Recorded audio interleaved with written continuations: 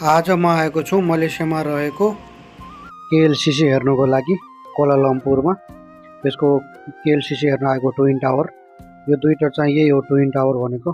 केएलसिसी पनि यसलाई भनिन्छ। अनि यसको चारैतिर ठुलो ठुलो बिल्डिङ। अनि यो माथि पुलबाट हेर्दाखेरि पनि यसको भ्यू राम्रो आउँछ।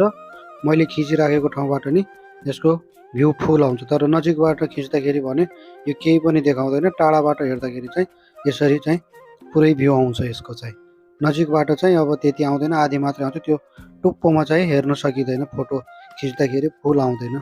जतिले पनि यसको फोटो खिच्छ त्यो यसरी नै टाढा यतै आएर खिच्ने हो, यो पुलमाथि र यता म उभिराखेको ठाउँबाट। अरू यसमा केही पनि छैन। यसको चारैतिर भनेको ठुलो ठुलो बिल्डिङहरू छ। अनि यता हेर्ने भनेको यो दुईटा मात्रै टावर हो, यो ट्विन टावर। अरू त केही पनि छैन। यो पुलमाथि पनि एकदमै राम्रो भ्यू आउँछ, माथिबाट, पुलको माथिबाट पनि। अनि अहिले मैले खिचिराखेको ठाउँबाट पनि एकदमै राम्रो आउँछ। यही हो ट्विन टावर केएलसिसी भनेको। अनि यसको अब चारैतिर भनेको बिल्डिङहरू छ। अनि यसको अगाडिपट्टि यो ठुलो तालहरू छ। यसमा चाहिँ राति चाहिँ लाइट जल्छ अनि फहरा पनि अन हुन्छ। तर अहिले चाहिँ दिउँसो आउँछ। म चाहिँ दिउँसो गएको थिएँ, त्यही भएर आउँछ। राति चाहिँ यो लाइटहरू सबै अन हुन्छ। यो ट्विन टावरमा पनि राति चाहिँ लाइट जल्छ। 12 बजीतिर यो आफै बन्द गरिदिन्छ।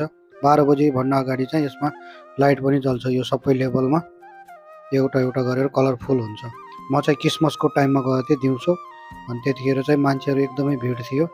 अनि यो तालहरूमा केही अनै गरेको थिएन, सबै फहराहरू। यो चाहिँ राति चाहिँ अन हुन्छ।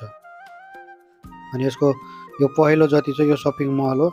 यतापट्टि फेरि एउटा ठुलो बिल्डिङ छ, कुनै बन्न लागेको छ, कोही भइसकेको छ। यो सेम त्यही हाइटमा त्यत्तिकै नै अग्लो छ, यो ट्विन टावर जत्तिकै।